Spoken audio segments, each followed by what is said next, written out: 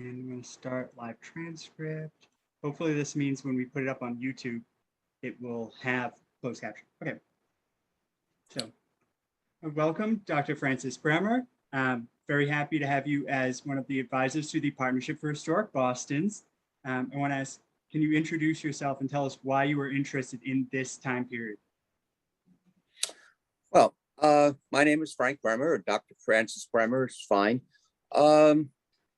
I've been working on this period of 17th century Puritanism in the Atlantic world for well over 50 years. It sort of combined some interest I had. One was an interest in New England, where I spent some times over the summers, and the other was an interest in religion. And the two come together very nicely in New England.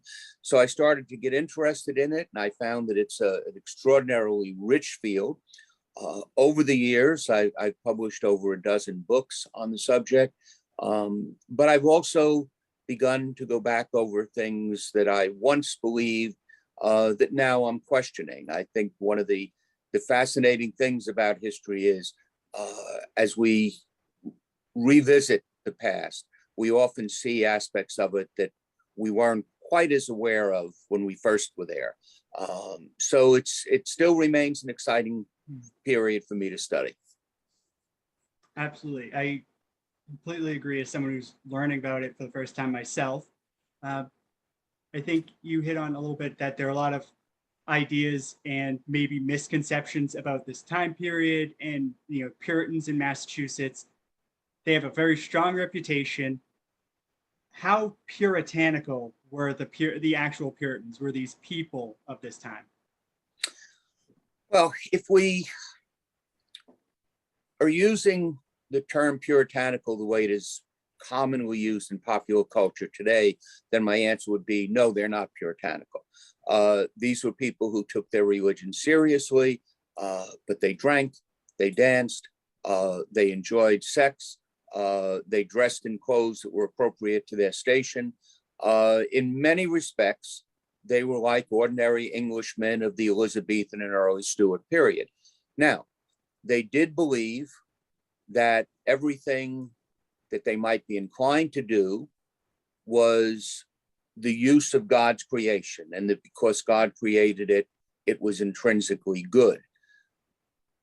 But one could abuse that creation by overdoing something or by doing it inappropriately. So while they had no problems with drink, overindulgence resulting in drunkenness was a sin.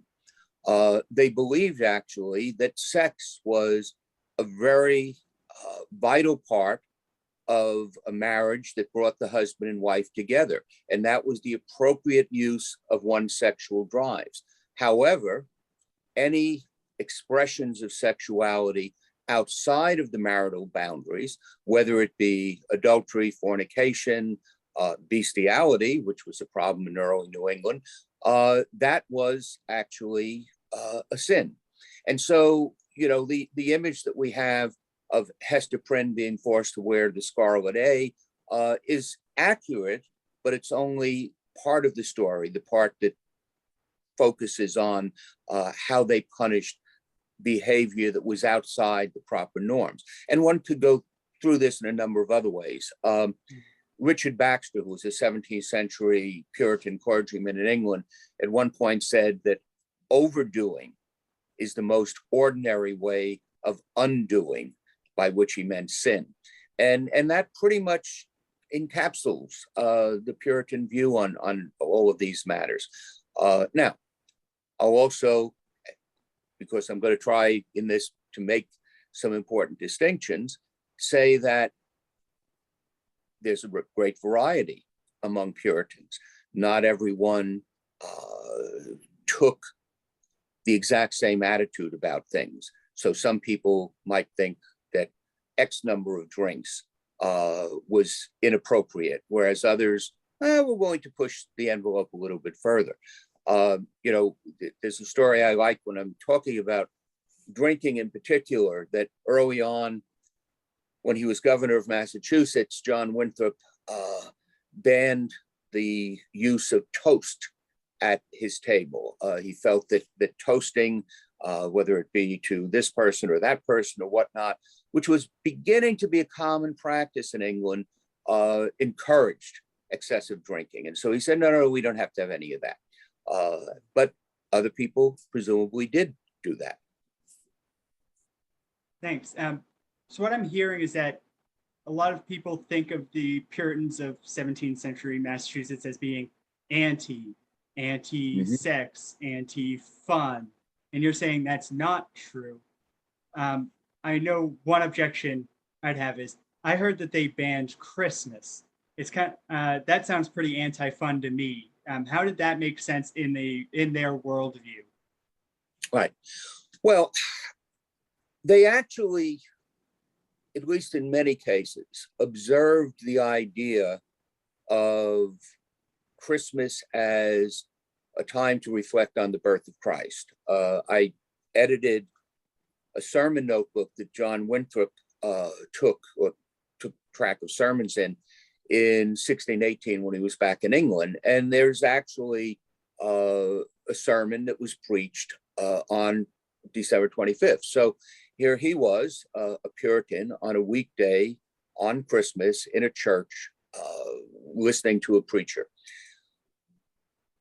In the time they lived in, Christmas was a time for riotous behavior for many.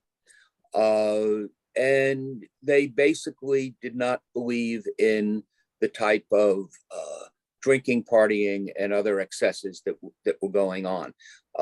There's a great story told about the early Plymouth colony at a time when all of the colonists were expected to go out every day and labor in the fields for the good of the community. There were some new arrivals who told William Bradford that no, it was Christmas and it was against their conscience to go out and work on that day. And so Bradford and the other Plymouth colonists trudged out to the fields and labored all day. And when they came back, they found that the people who hadn't accompanied them were basically playing games in the streets. And Bradford said, oh, no, in the future, if you're going to object to working on Christmas, you're going to go into your homes and celebrate it in a solemn way, not by frivolity. So it's the excesses of behavior that were customary that led them to say, no, this should not be a holiday. Okay. I think I'm hearing the difference between excess and moderation. I think it sounds like that was very important to them. Yes, very much so. Yeah.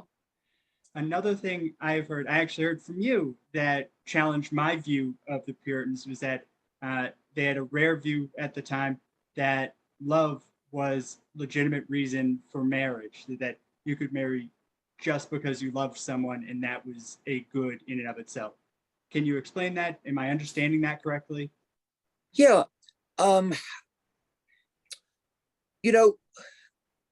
When we look at things among the upper classes, whether you're talking about royalty or whether you're talking about the aristocracy, we certainly know that there were marriages which were arranged often before the designated groom and bride were of age to give any consent. And these were done for dynastic reasons, to form an alliance or to get access to more land in a transfer of resources and so forth.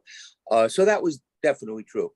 But among most ordinary people, there wasn't a lot to go in a dowry. There weren't reasons why people would try to negotiate marriages. And I think that whether Puritans or not, among most ordinary Englishmen of the lower classes, of the middling classes, marriage was something that a man and a woman, or a young man and a young woman, agreed on themselves, and their parents went along with it. So and that implies love, and certainly that was true with the Puritans. And it's one of the things, and I've alluded to this before, that they felt very strongly about, was that sex was something that should strengthen the ties of love, that this was a way of a man and a woman coming closer together.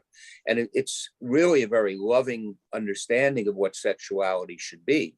And it goes to the point, and one could argue that this maybe is a form of Puritans being a little bit extreme, where, clergymen preached that you had a duty to desire, that it was essential that you have sexual intercourse with your spouse. And there's a famous case in the Church of Boston where a man was censured by the church because he was not expressing himself sufficiently in sexual congress with his wife. So, I mean, this was a man who was censured because he wasn't having enough sex within marriage. So, yeah, I mean, it's a different world than ours. But they did take love and sexuality very seriously. Okay, so that definitely sounds very different from the Puritans I learned about, that, someone would get censored for. Well, what we find is if you look, a lot of the negative conceptions of Puritanism come in the very late 19th, early 20th century. And this was a time when American morality was very straight-laced and critical of drinking and frivolity and so forth. And people who wanted to say or find the answer to where is this coming from tended to look back at the Puritans. What they were really objecting to was a Victorian morality, which was very common in England and America at the time. But because they needed someone to blame, they blamed it on the Puritans. So you have the early 20th century social commentator H.L. Mencken writing in one of his pieces that Puritanism was the lurking fear that someone somewhere may be happy. And it's a great quote. I always hesitate to use it because sometimes I think people will remember the quote rather than what I've said about it. But yeah, that's when these notions pick up, and they really do persist through much of 20th century. Yeah, that's fascinating. The fact that a lot of our current perception of Puritans was a projection from the 19th century. And it's really, we're looking at extreme Victorian ideas superimposed on the real people who were there. All right. So another aspect, everybody knows that the Puritans were theocratic. The church ran the place. But what do you think about that? Was it really religious authority controlling Puritan Massachusetts Bay Colony or the Plymouth Colony? No. I mean, they're not theocratic. And I would argue that in terms of institutional life, there's a greater separation of church and state in New England than just about anywhere else in the world at that time. Put it into context. If we look at France in the same period, even if all we know about it is what we read in the novels of Alexandre Dumas, who are some of the leading agents of the state? Cardinal Richelieu, Cardinal Mazarin. These are clergymen with tremendous political power. The Pope is not only the head of the Catholic Church, he is the governor of the Papal States. That's a theocracy. If you look in England, every bishop of the realm was de facto a member of the House of Lords. And consequently, the bishops voted on legislation, voted on taxes. In fact, a lot of people don't realize it, but bishops are still in the House of Lords now in the 21st century. The Puritans suffered enough from this conjunction of church and state that they took care to separate it. So, for instance, in Massachusetts, you could not be an officer of the church, such as a deacon, and also hold civil office. If you were guilty of a civil crime, it could not affect your status in the church.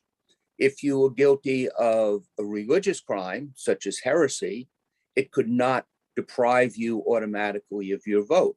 So to take one of the most significant periods of dissent in the colony, Anne Hutchinson was tried and convicted by the civil court, however unjustly, for what was considered sedition, a crime against the state. Months later, she was separately tried in the First Church of Boston and excommunicated for her religious views. The penalty in the one sphere did not carry over automatically into the other. So they were very careful to institutionally separate the two. Now, Roger Williams didn't think they went far enough, because Roger Williams noted that in the civil state, you might be asked to take an oath, whether it be an oath in a civil court or whether it be an oath of allegiance to the king or to the colony. And in Williams' view, an oath was a religious act. You were calling God down to witness the truth of what you said. So he would have gone a lot further. But at the same time, that was an extraordinary position. Institutionally, there was a separation. That's not to say that Puritans weren't Puritans. I mean, John Winthrop, Thomas Dudley, William Bradford, they were Puritans. Their ideas of right and wrong were influenced by their religious doctrines, just as our ideas of right and wrong might be influenced by the Declaration of Independence. We bring our values to our jobs, whether they be in academia, whether they be in government or whatnot. But that's not a theocracy.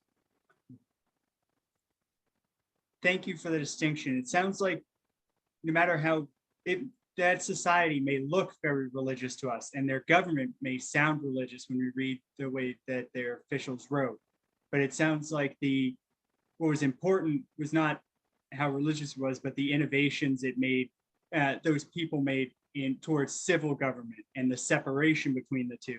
That's really the thing that's important about these colonies. Yeah, and I just add, I mean, one of the things that some people sometimes say, well, look at how they punish certain crimes. Well, yeah, I'm not going to deny that their understanding that murder was a crime was shaped by the Ten Commandments, as were their views of the illegality of theft, adultery, and other types of activities. But here we're talking about the fact that the entire Western legal tradition ultimately rests largely upon the Ten Commandments and the Judeo-Christian tradition. So in that, they weren't unusual. And it sounds like they weren't, a lot of what we see as being very religious government is religious people participating in a civil government in a way that seems a lot more expressive than we're used to. Yeah, no, that's what I would say, yes. Another thing that I hear a lot about, and when you see paintings and you hear about these people, makes them sound like it was really homogeneous. It was really all one group of people, look the same, all dressed in the same grays and blacks with a buckle on their head. How much is that true? Were there more different groups? Was there a little more variety in the people in Massachusetts? Yeah, well, first of all, and I think it's important to recognize this, that there were people in Massachusetts before William Bradford arrived and John Winthrop arrived. The native population was substantial. It was divided into different tribes, so there was heterogeneous diversity among the original peoples of the region. And one of the things that I think is important for us to recognize is what has increasingly come out during the current 400th anniversaries of the settlement of Plymouth and ongoing of Massachusetts, that there is another side of the story that has to be told, and that is the story of the native population and the interactions. So to start with, there were also natives in the region.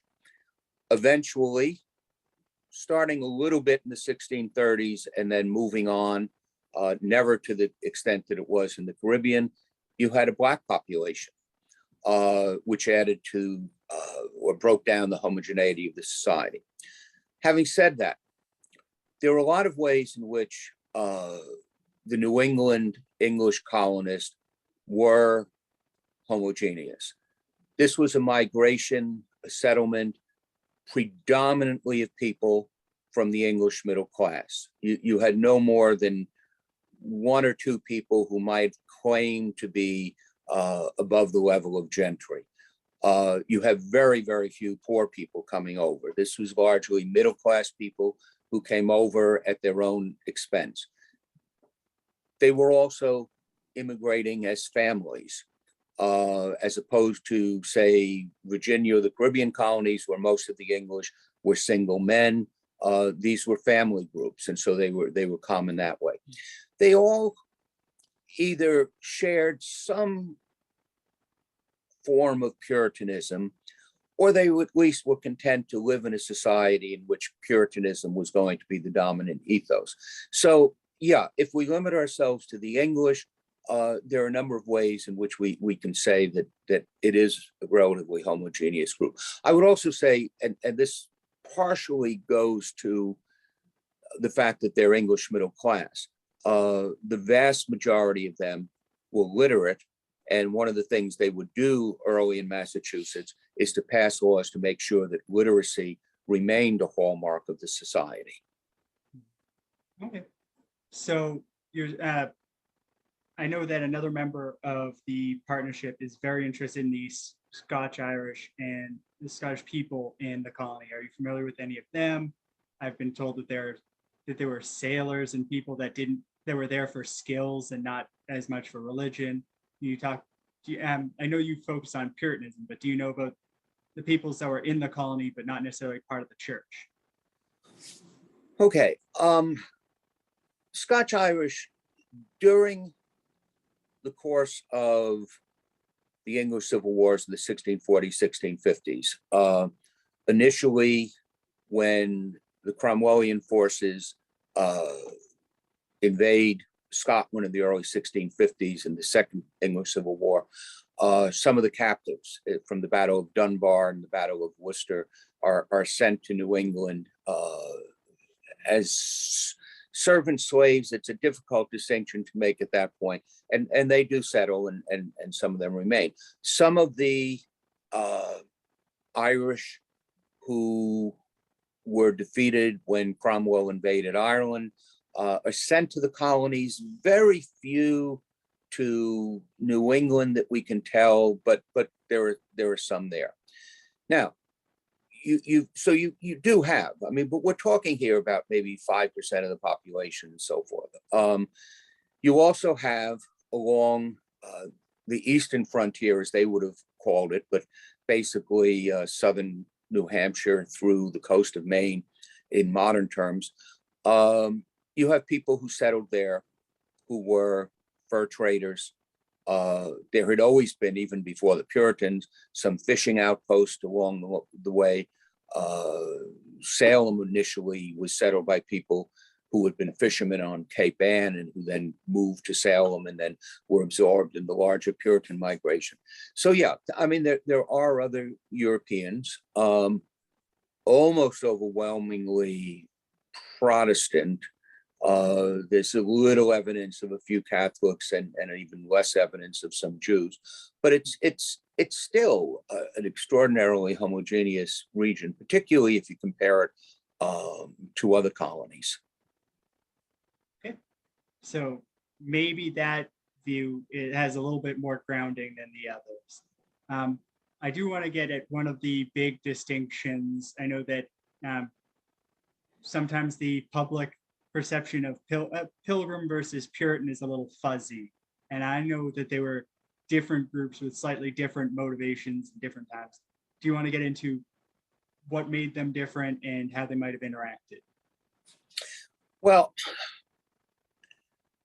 one of the themes in my most recent book, One Small Candle, which is a story of the religious congregation that founded Plymouth, is that there really isn't that much of a distinction. But let me give you the long story of how I come to that conclusion.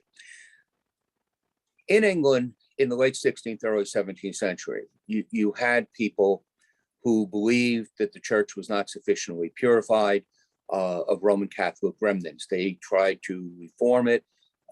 They tried to do away with some things which they did not like. That included clerical wearing of vestments. It included a signing with the cross in the sacrament of baptism, various other things which we might consider minor, but which they thought harkened back to popery. These people, whom we call Puritans, and they had positive things as well. They wanted a preaching minister in every parish, tried to accomplish what they could on a local community. In some areas, such as in Boston, Lincolnshire, such as in Broughton, Suffolk, groups were able to institute reforms that the leaders of church and state were not willing to do on a national level. So you could basically get away with being a Puritan in John Winthrop's Groton because the local landlord supported you, the local bishop really didn't want to be bothered, and so forth. Now, these people had the strong view. They wanted to lead godly lives. If they could do so under the eyes of the authority, that was fine. In other areas, that wasn't possible.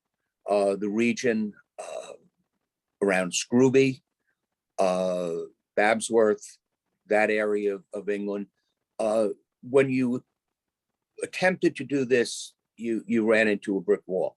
And so some people said, okay, if we can't behave like we want to, if we can't get the worship we want in the parish, and this is, as many of the viewers will probably understand, there's a national church. Everyone legally has to go to the parish church in order to worship.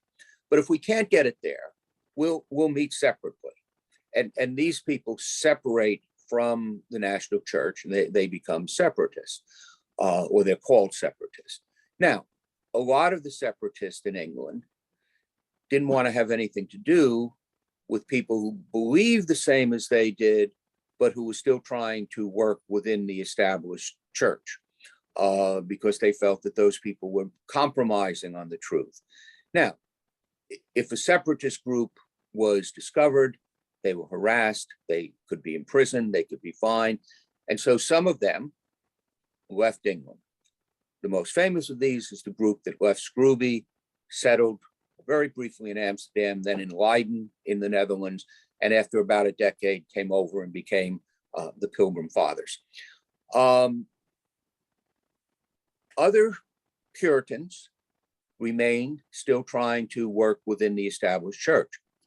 Beginning in the 1620s, with a change in monarch to Charles I, a new Archbishop of Canterbury, William Laud, the pressure on those people to conform becomes greater. And so some of them decide that they too, like the separatists had done, have to leave.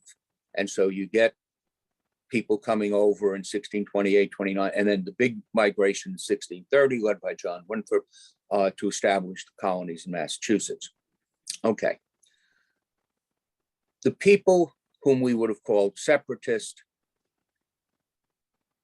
vary. And all, there's tremendous variety in all the whole range of Puritanism.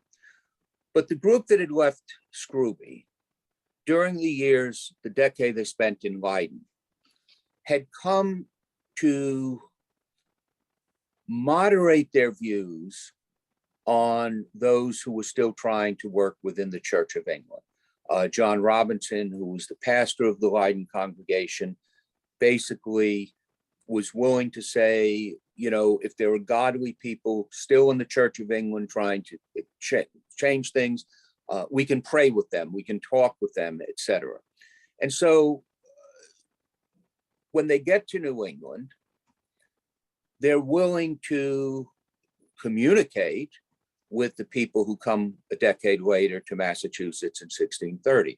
And in fact, when the first settlements are made of the Massachusetts Bay Colony, first one being in Salem, one of the leaders of what I'll call the Pilgrims, Samuel Fuller, who was a deacon of the Plymouth Church, travels up to Massachusetts. He has a number of meetings with John Endicott and other settlers in Salem, and he persuades them, because they didn't have any clergy yet, that the Pilgrim way is the best, which is Congregationalism. And so the church formed in Salem in 1629 is comparable in all respects to what was going on in Plymouth. It is a church organized by lay people, governed by lay people. When Winthrop comes over the following year, Fuller again is in Massachusetts. He has meetings with Winthrop. Recognize that the people who settled Massachusetts had no experience of organizing their own churches. They basically lived in parishes in England, which were established by the state church. So where do they find a parish in Massachusetts? Well, there are none. If they're going to worship, they have to form their own church. And who has experience in organizing a separate church from the bottom up? Well, the people down the road in Plymouth. And this is Congregationalism. And this becomes the essence of the New England way. And in terms of how they govern themselves, in terms of their attitudes towards sacraments, in terms of their moral beliefs that we've talked about before, there is virtually no difference. And in fact, if you look at the polemical literature of the 1640s, when England is undergoing tremendous religious turmoil and discussion of what direction to take, you will find that John Cotton and William Bradford are on the same side. William Bradford, governor of Plymouth, is one of the delegates to the Cambridge Assembly that establishes the Cambridge Platform in 1649. So there isn't a fundamental difference. That's imposed a little bit, again, I don't want to blame everything on the 19th century, but as in the 19th century, you begin to see more negative attention to what had been going on in Massachusetts in the 17th century. The banishment of Anne Hutchinson and Roger Williams, eventually the witchcraft and so forth. Those who ran Forefathers' Day, as they called it in Plymouth, decided they really wanted to separate themselves from those people up there who had done all these terrible things. And so that's when really the term pilgrim begins to come about. I mean, the Pilgrims, the people we call the Pilgrims don't call themselves that. You know, there is one passage in William Bradford's of Plymouth Plantation. He says, we knew that we were pilgrims on earth, etc., which is simply using pilgrim in the same sense of, you know, searches for the God's truth. So if you showed up in, 1625, 1630 in Plymouth and said, we're the Pilgrims, they would have no idea what you're talking about. Right. They were the godly. I mean, part of the problem we have with all this terminology is that no one at the time identified themselves as members of Pilgrim Church. No one identified themselves as members of a Puritan church. These were people who were searching for religious truth. They were all part of a broad Reformed tradition.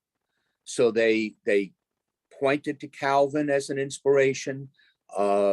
They used the Heidelberg Catechism in some respects, but they were all part of that broader Reformed / Calvinistic tradition, with a little bit of a twist here and there. And let me throw out one other thing. Something that I've recognized increasingly in recent years is that many of these people, and that there's not a single model.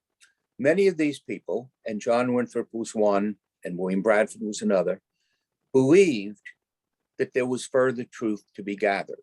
I mean, John Robinson, the Pilgrim pastor, if you will, had said on a number of occasions that it's unrealistic to think that after so many years of papist ignorance, that the truth would suddenly emerge intact, that people had to evolve. They had to search for a greater meaning.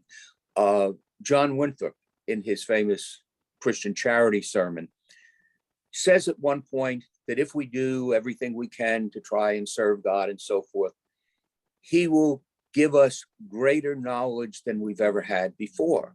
And what Winthrop is saying is we don't have all the answers.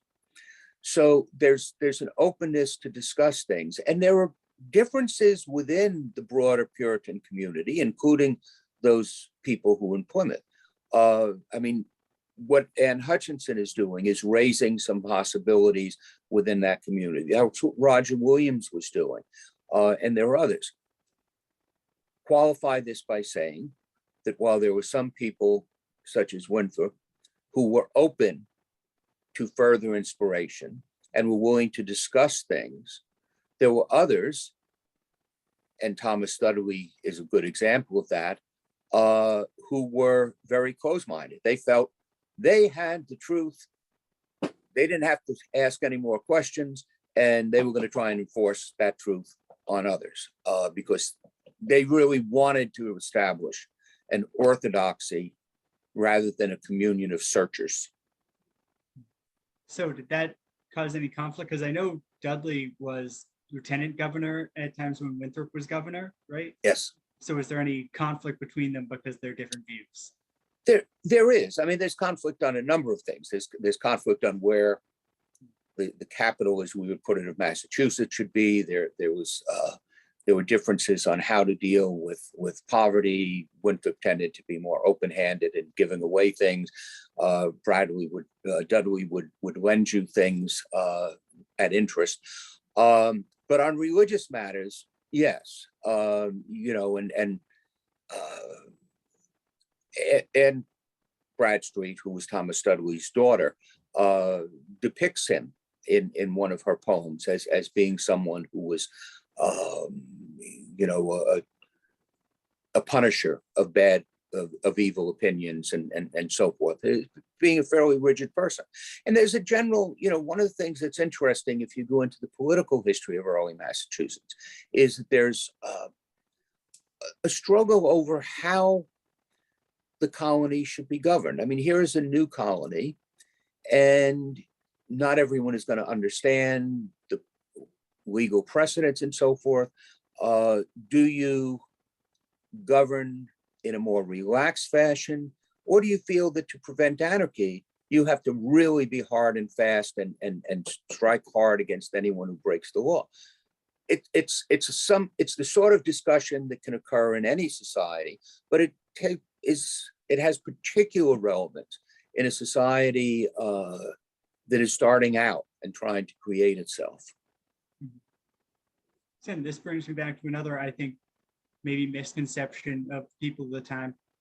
I know that the view that, or the kind of perception, the image I got from grade school history textbook was a very top-down society that was very rigid and, not a lot of room for discussion or debate or difference.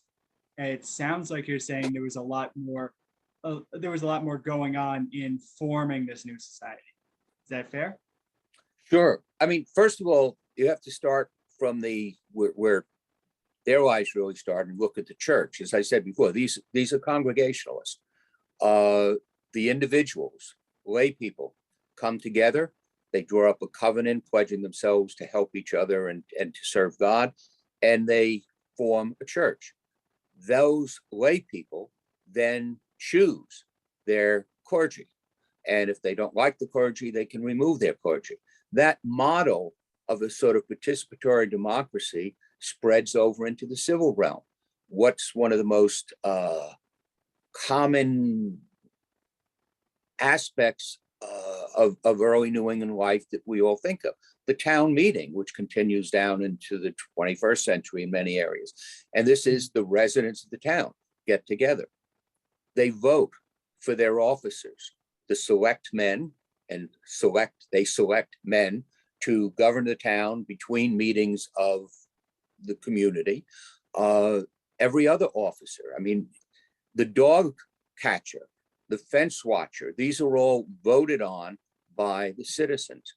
You go to the colony level, and there's a thrust towards certainly a more democratic society than they left in England. Early on, the charter is transformed into such a way that the majority of adult males are free men, voters in our terms, and they elect the magistrates. They elect the governor, the deputy governor, the members of the upper council every year. You know, I mean, it's an annual election of all of your officers. So there is this effort to let the people make decisions, and you know that impulse, once set loose, can go too far. I mean, there's the constant tension that the people who have been granted the right to vote say, well, you know, then shouldn't we have to approve actual taxes? Shouldn't we ever approve this? And you gradually go to a bicameral legislative system that evolves out of the pressures of the ordinary voters and the desires of the magistrates or the upper offices of government to keep things under some control. But the dynamic is there, where you are having a dialogue between the people who are governed and the people who govern themselves. And when Winthrop, when he's challenged at one point, very famously, basically, you know, makes the point, he says that in his view, leaders, magistrates are human with their own failings. They might make mistakes, but unless they're deliberately making mistakes, you elected them, you follow them for the year, and then you don't have to elect them again. But in the meanwhile, they've been placed in authority, and they should be able to exercise their authority, unless they were to, you know, do it in a way which we would consider treasonous or something of that sort. So once you elect them, your job is to follow their leadership. So I think that sounds like a really interesting dynamic, and a very interesting difference from how we think of elected officials. We think of elected officials as, I elected you, I'm the boss of you, you got to do what I say.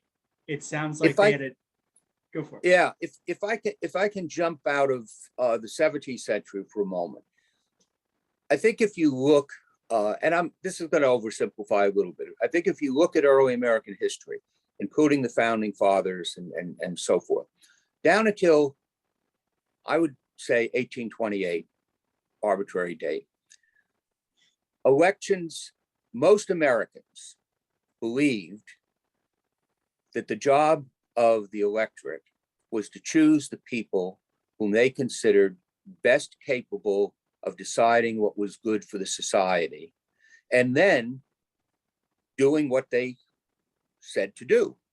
Because if you've already through an election said, James, you know better than I do what we need, well, then on what basis do I come back at you and say, no, I don't like what you're doing?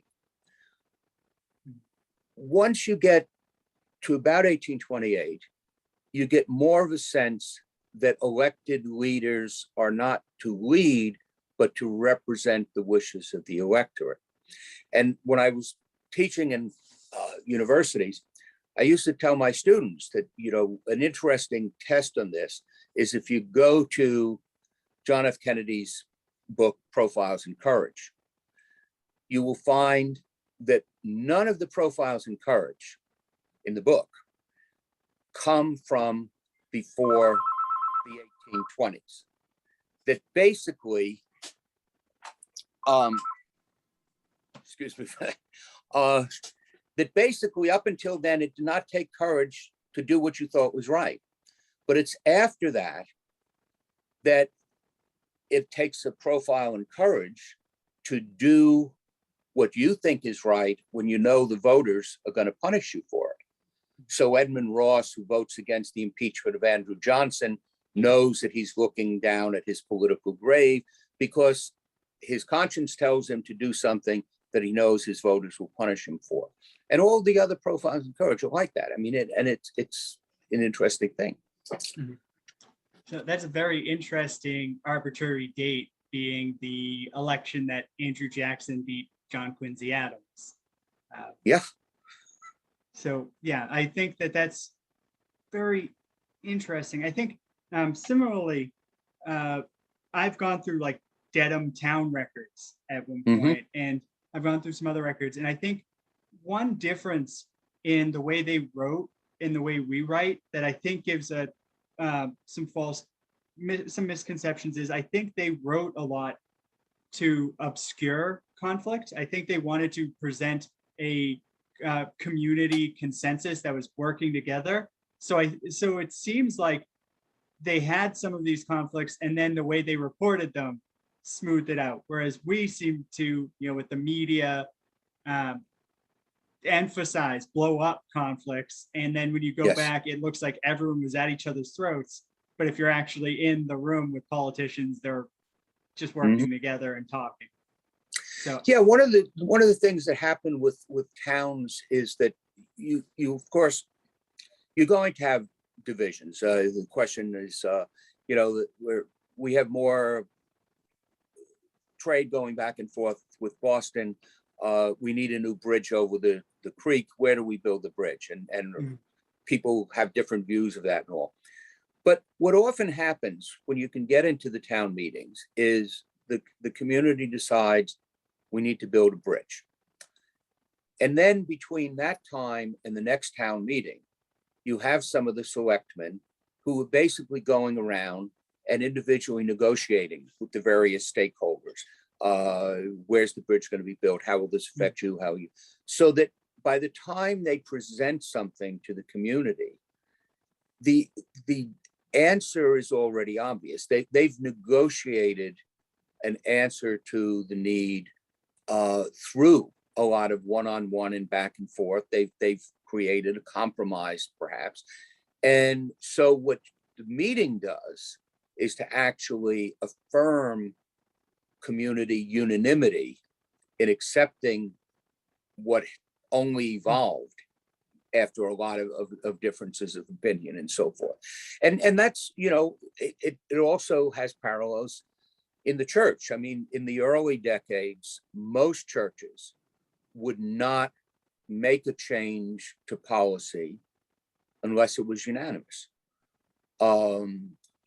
So, and then eventually that becomes impossible and it starts breaking down in the later 17th century.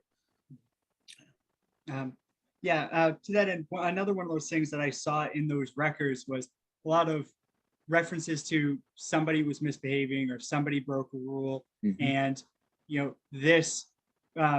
the selectman asked this person to talk to them and they didn't listen to that person. So this selectman went and talked to them and that person didn't. So this group of selectmen went to them, and it felt a lot more like it. I don't know. Tell me if this is accurate. It felt a lot more like family or neighbors trying to do a soft intervention, and then all you get in the record is they were talked to. Which is kind of tantalizing as a historian. Definitely. And again, this goes to. I'll speak first about the model of how it works in the church. If someone is misbehaving, people will bring it to the minister, and the minister will talk to the person and try and admonish them and so forth. And then if it doesn't work, then it might be brought before the congregation, and the congregation will try to persuade the person. And if they don't do what the congregation wants, then they're censured. And that's a fairly serious thing.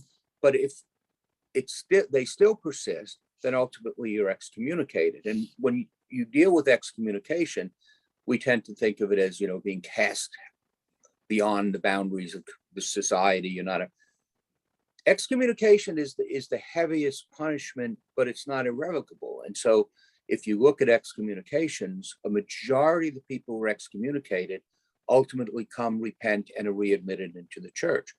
Even in the case of Anne Hutchinson, within a few years of her being excommunicated, representatives of the Boston Church went down to Rhode Island to see if she would reconsider her views so that she could be readmitted into the church.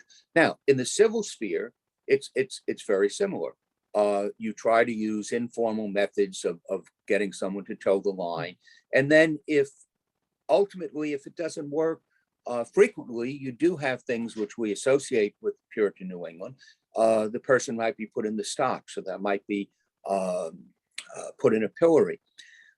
But that type of punishment itself is interesting because you don't really have, particularly in the early decades, jails in New England, because with a jail sentence, you go and you put away and you're out of the view of the community, and then you come back out.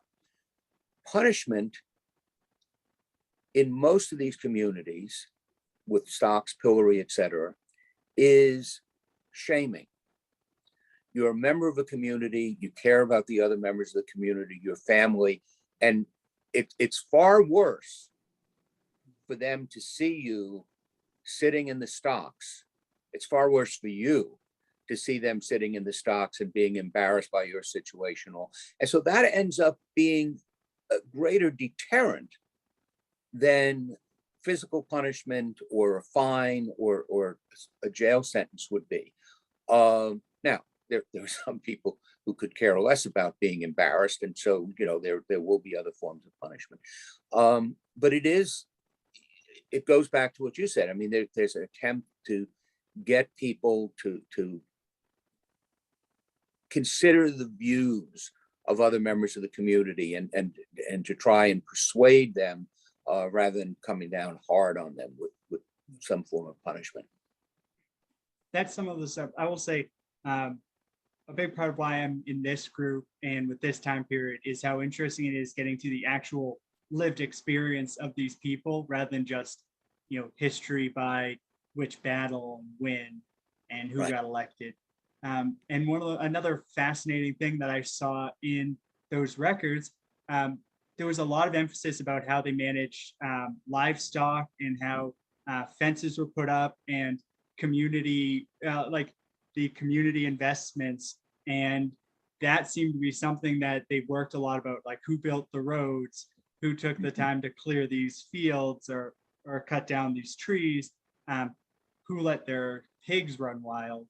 It was a lot of, in the town records, there was a lot of like that really nitty-gritty life stuff. Yeah, definitely. And this this was important to them.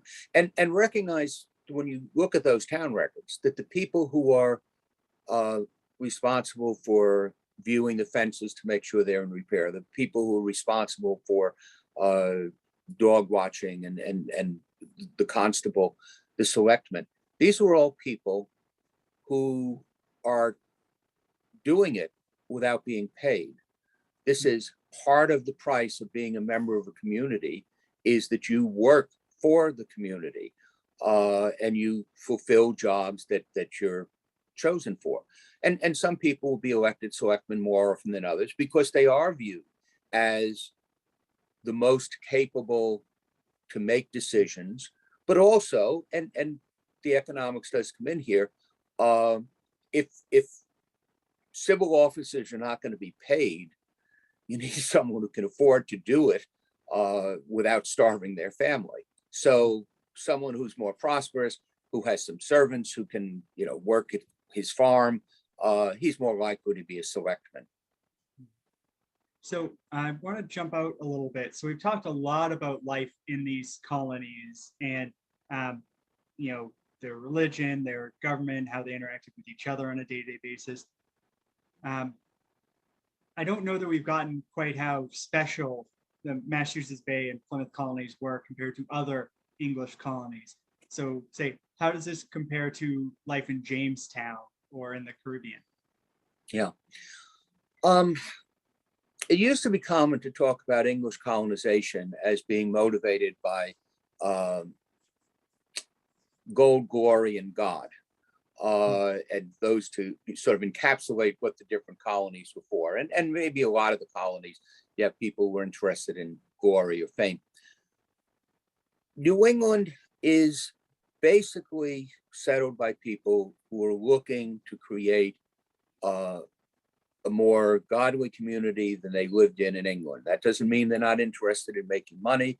They have to support their families, but it is oriented towards a religious culture that, among other things, believes in the importance of community and making sacrifices for the community. A Christian social gospel, I've referred to in many ways. Virginia and the Caribbean are regions, the Chesapeake and the Caribbean, I should say, because Maryland pretty much falls within this as well, although there's a certain amount of religious inspiration there, are primarily settled by people who are interested in profit. The overlords of the colonies, the people who are the proprietors for the colonies, are interested in making money from the colonies. They're sending over people who hope to make money in the colonies. The majority of settlers in all of the English Caribbean colonies, and also in Virginia particularly, are men. It takes a while before you start getting any families felt. These are people who are coming over to make money for themselves. It's sort of an acquisitive individualism that drives them. And most of them are members of the Church of England, so they're not without religious values, but they're primarily driven by economic forces. And that's pretty common among European colonies in general. I mean, they're established to exploit the resources of the new worlds in order to make money for maybe the people who are there, but even more so the people who are pulling the strings back in Europe. New England is very different, and it's different because of the religious motivation.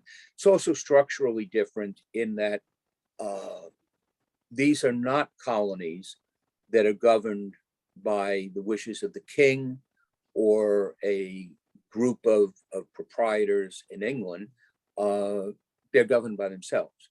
And this, we need to understand how the charter for the Massachusetts Bay Colony makes this a very different colony, and by implication, the region.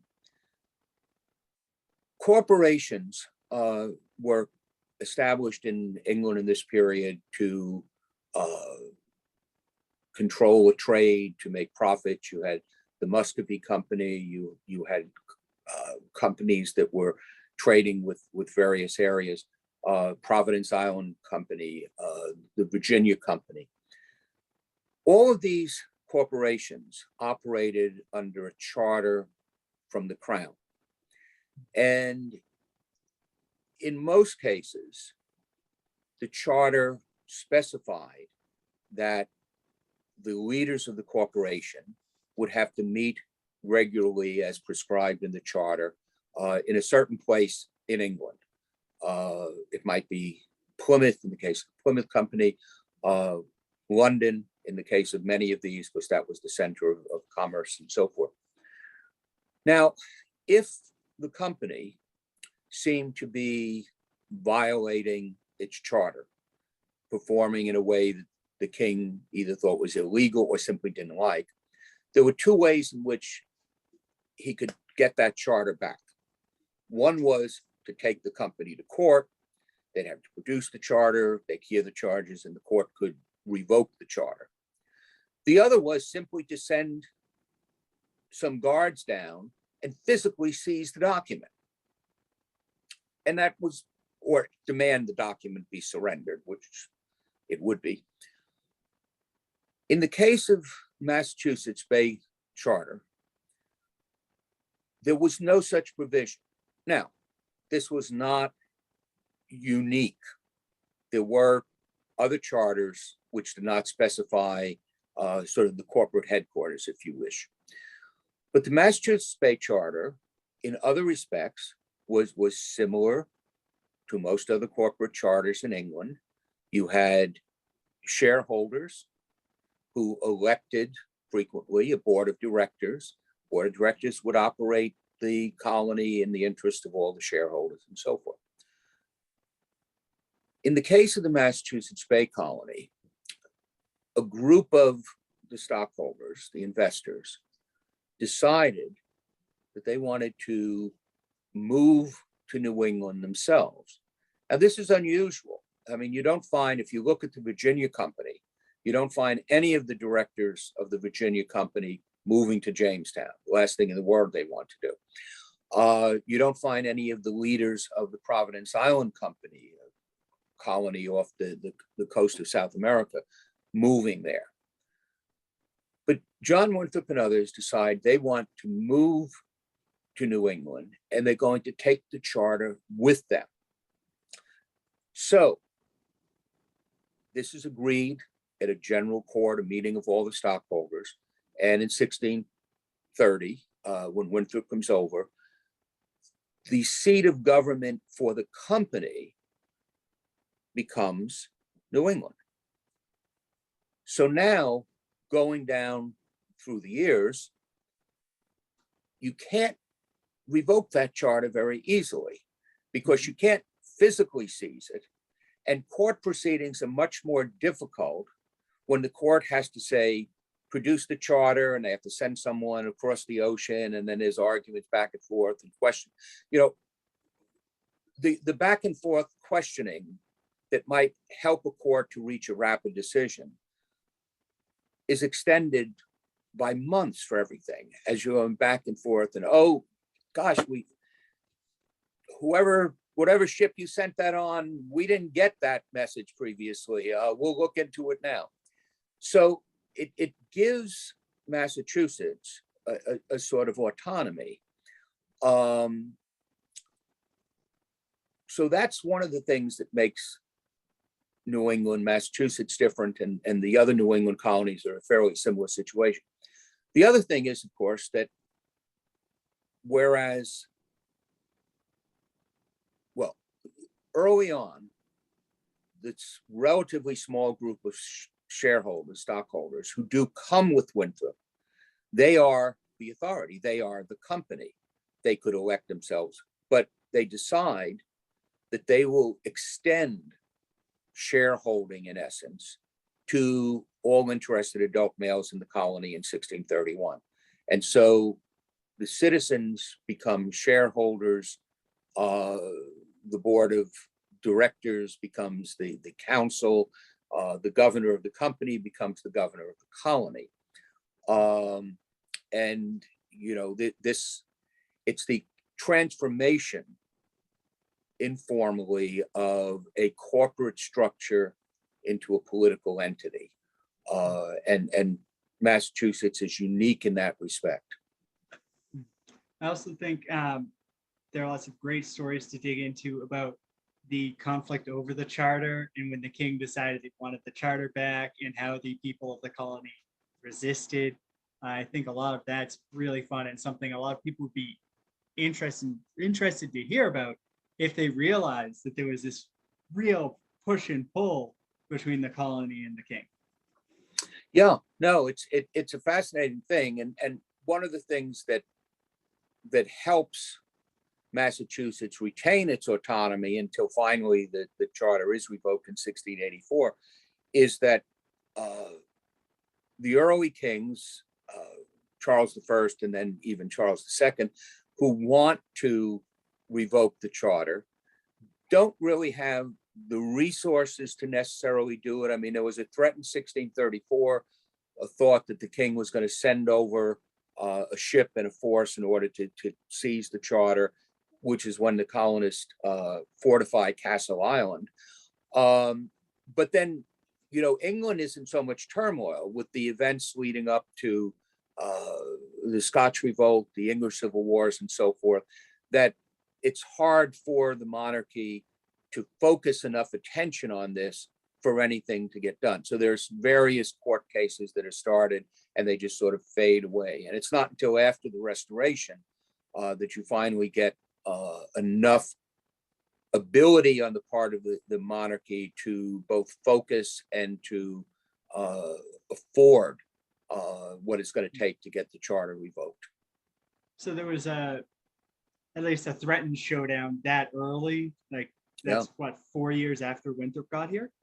Yeah, I mean, that's around the occasion as well that the train bands, as they called them, we would call the militia, were regularly drilling. And it was on one of those occasions that John Endicott cut the Red Cross of King George out of the English ensign up in Salem, and which most of the colonists agreed that the Red Cross was a papist sign that you shouldn't be going to war under. But on the other hand, they also said, oh my God, we're worried enough about the king now without you defacing the royal, ensign. So Endicott gets slapped on the wrist. He's not allowed to hold office for a year. But yeah, they were drilling. They were ready, presumably, to defend it. Yeah, I would love to. I think we've talked a little bit about the charter, but I think at some point we should do an event about just this back and forth and some of the letters. I think from our perspective, some of it's really funny how these little people in New England managed to thwart the king for so long.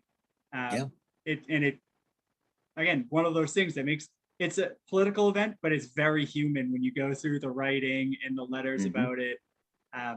Again, one of the things I love about this period. Another thing, so this is a little off, but we're talking about this colony connected to the king. And when I look at history books, when I see records about this, I often see the colonies like in one of two ways. Either they're insular, looking in, only focused on the town, or they are well-educated, connected to the Atlantic economy, running ships.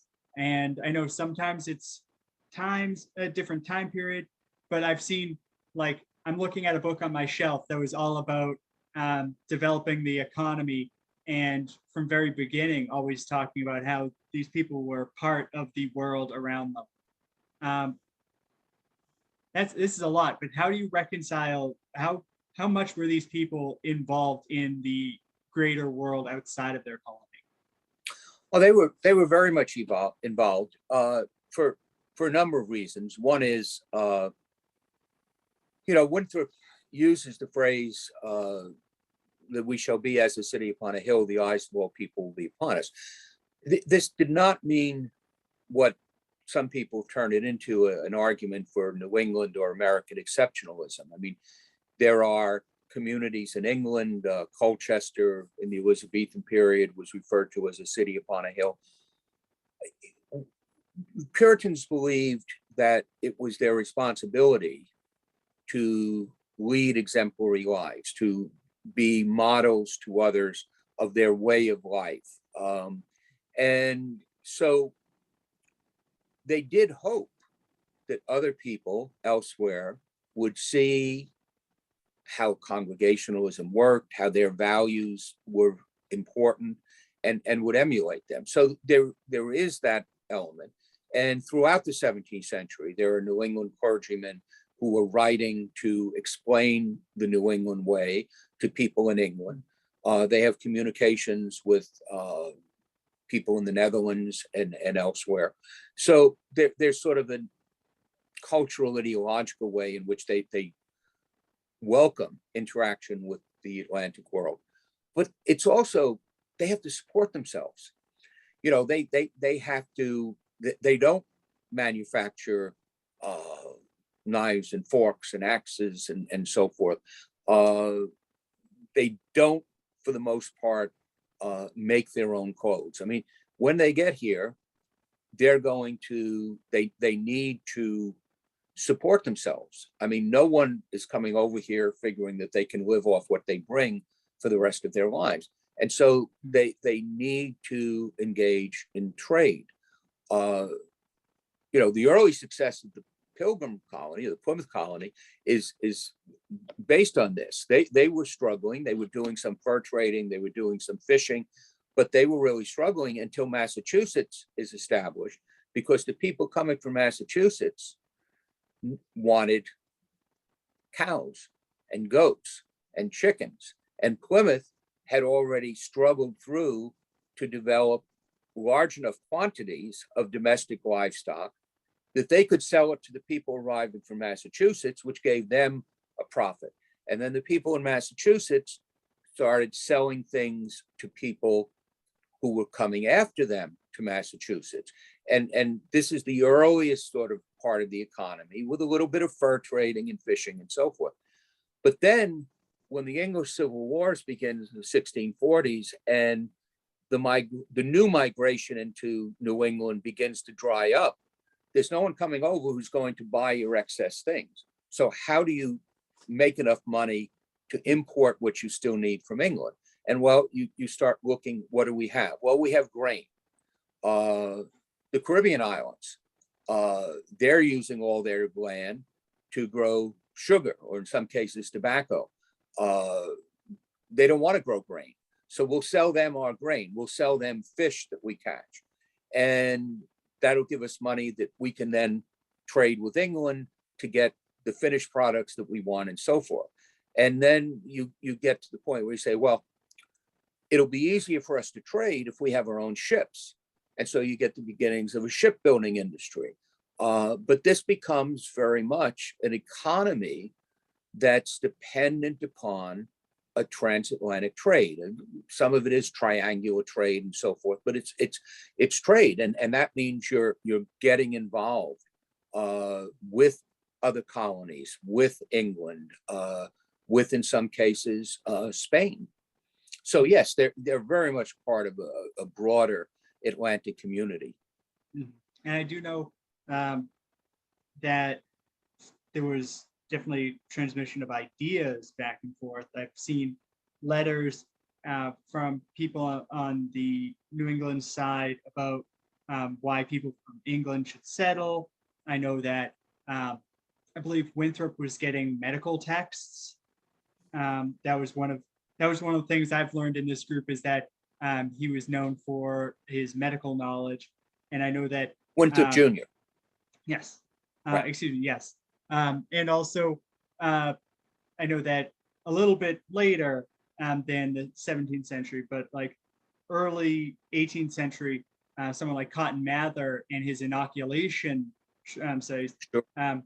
that was also like, there were people also in England thinking about that at the same time, although I'm not exactly sure what their connection is. So it does seem like there was communication back and forth. It wasn't like the movie The Witch, where it seems like they're all thrown in the wilderness and then cut off. Right. No, there is. And there are a lot of people who go back and forth. A lot of New Englanders who, John Winthrop Jr. was one who, after settling in New England, he travels back to England on a number of occasions. Some of the early settlers go back to fight in the English Civil Wars. They serve in the parliamentary army. Some of them who were clergy take up positions in the English church during the 40s and 50s. And there's a tremendous amount of correspondence. Again, this goes to the point that we're dealing with a society that was far more literate than many other societies within the Western world. And as a result, you have people who, can write and receive letters from family that are still in England, from people who might help them in England. And then you do have the book trade. Even you look at Plymouth, Jeremy Bangs, who's one of our leading scholars on the Plymouth colony, recently published a book on the private libraries of Plymouth. And he went through all of the inventories of the first generation of Plymouth colonists and established, what books are listed in the inventories. And you have, William Brewster had over 400 books in his collection, many of them published after he had left the Netherlands in 1620. Ralph Smith had many books. Miles Standish had many books. Mhm. So, these are people who are trying to keep up with what's happening in Europe, who are trying to draw on the latest knowledge. And then, John Winthrop Jr. will be one of the first members of the English Royal Society, which is established in England as a sort of a scientific organization. Cotton Mather will later be a fellow of the Royal Society as well. So yeah, this is not an isolated society by any means. So yeah, I'm hearing that again, another idea I've heard a lot about the Pilgrims or the Puritans is that they were fleeing England. And it sounds like they didn't leave their English identity behind. It seems like they were a lot more involved in that country than my English or my history textbook said. Yeah, no, they're not.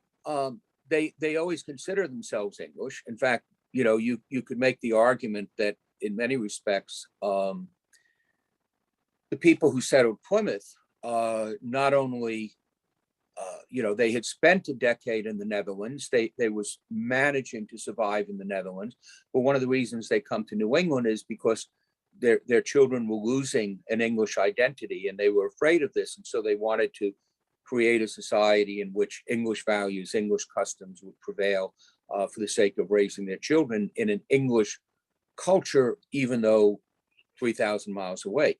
The same with, the people who settled Massachusetts, Connecticut, New Haven Colony, and so forth. They always consider themselves English.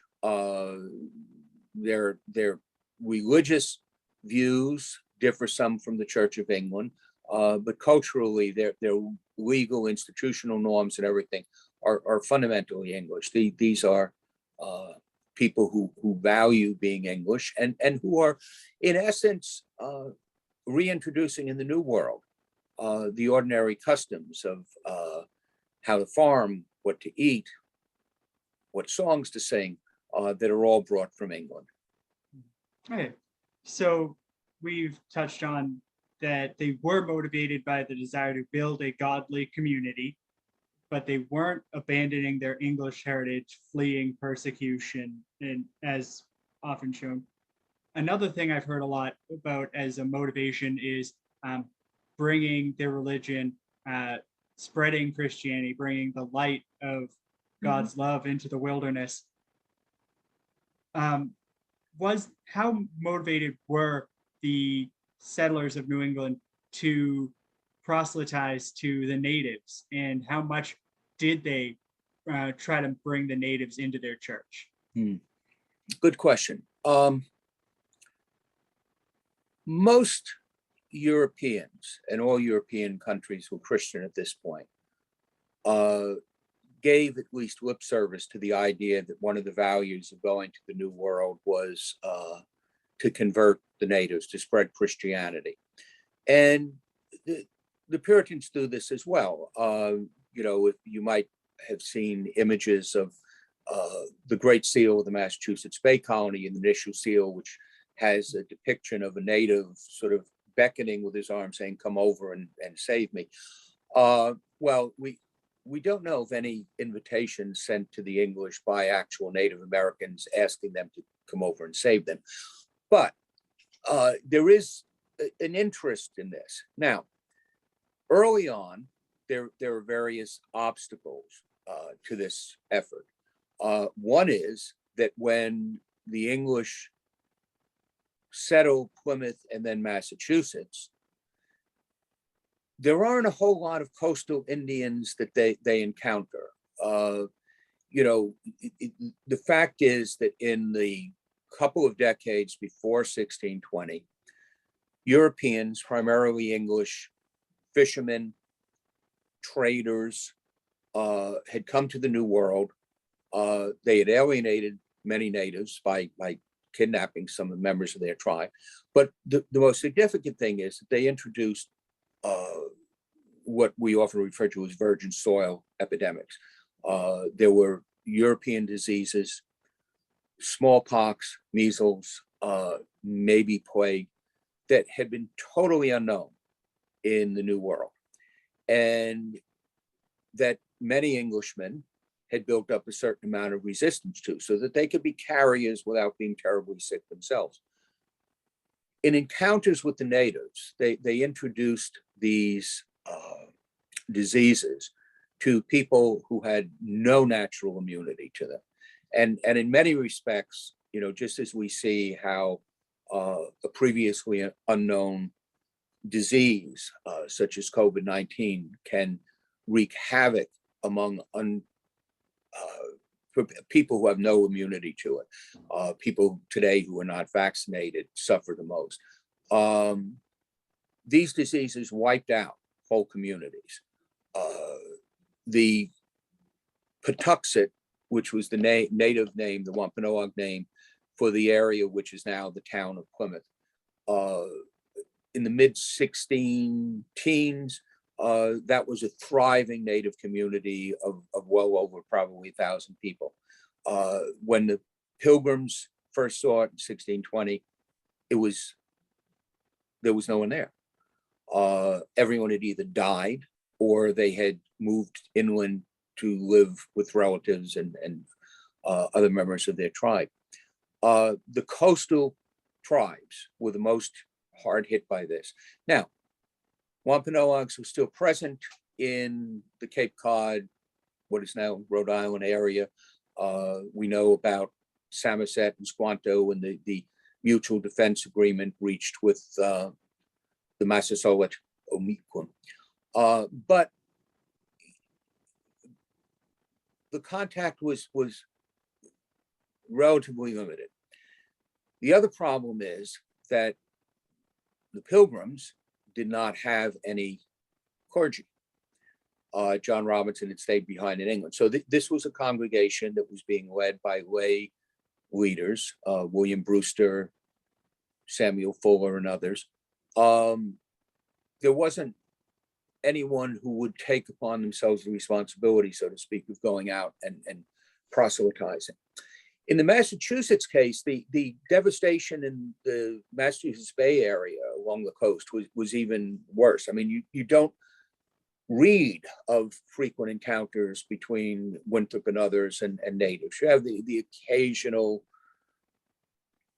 encounter with, Sagamore John and meeting John Wilson and so forth, but there's not a whole lot. Furthermore, in Massachusetts, even when you have clergy, the nature of Congregationalism is that you're empowered as a clergyman by the congregation itself to preach to the congregation. There isn't really within Congregationalism an early mechanism for what we might call missionary activities. And of course, everyone is struggling to survive. I mean, even the clergy need to put food on the table and so forth.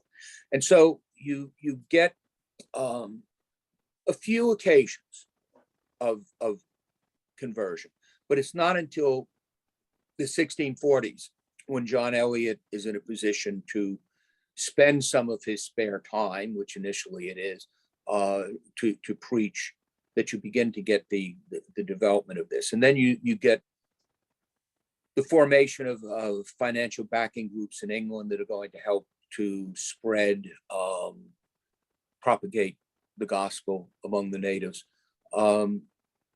And then you get the development of praying towns. And by the 1670s, you have approximately, you have over a dozen praying towns, which were communities. Natick is the one you're probably most familiar with, where the General Court of Massachusetts granted some land, which is now Natick, to Native Americans to live in, to create their own New England town, to have their own church. And you have dozens, over a dozen of these praying towns, with some estimates are 20% of the native population that are living in those communities.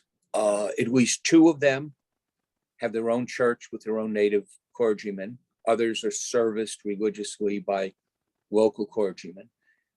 You have Eliot, in order to facilitate the adoption of Christianity, by natives with the help of native converts, translates the entire Bible plus other religious tracts into the native language, so that just as any good Puritan finds God's truth by reading the scripture, so natives can find God's truth in their own language in the scriptures.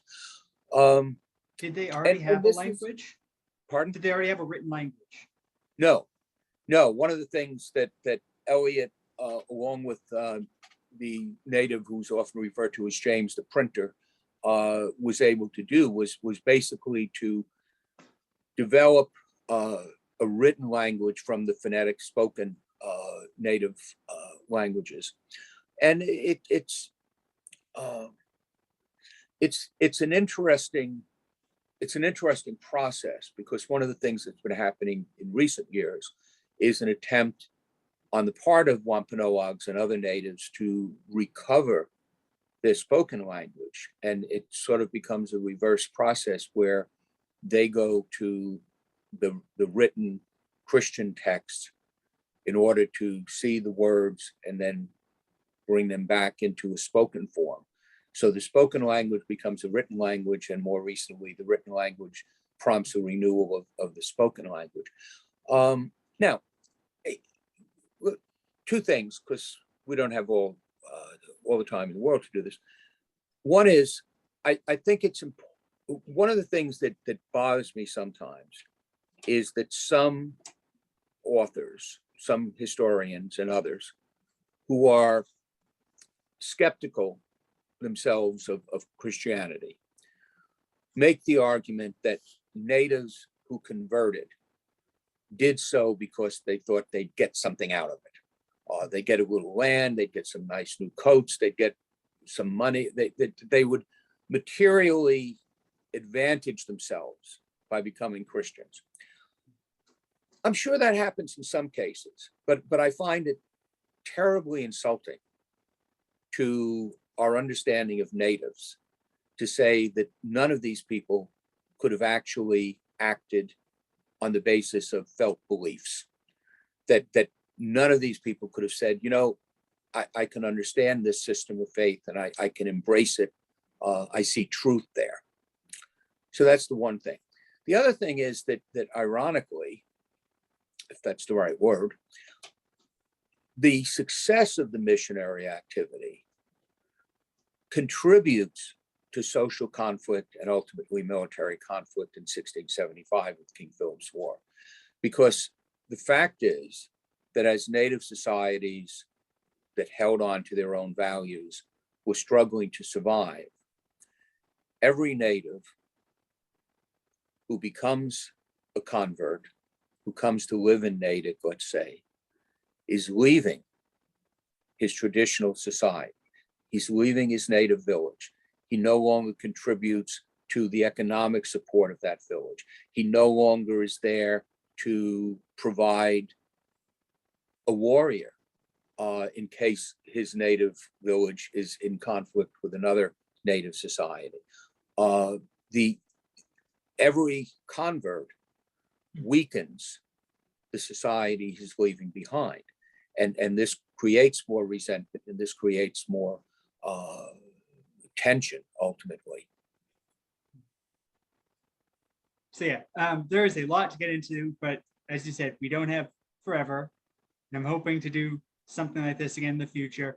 I will ask, Frank, if you were to give your elevator pitch to a history buff about why the history of this time period is still important, is still relevant, what would you say to that person? I think that history is always relevant. I mean, it gives us an idea of where many of our values come from, but it also offers us a look at how people from whom we are culturally descended lived and behaved in an earlier time. And it offers us a chance to say, well, is that what can we learn from them in a positive way, but maybe what can we learn to avoid by looking at their negative side? And I think one of the problems that we have, and one of the problems I've argued at some partnership meetings in the past, is that we have to avoid the danger of looking back at the 17th century New Englanders with sort of the smug sense of superiority of 20th century Americans and pointing at all the things they did wrong. They did a lot of things wrong. The way they waged war against the natives is reprehensible to us. They were not as tolerant as we would be. They did not accept different lifestyles to the extent that we believe is appropriate to do. But that's not the whole story.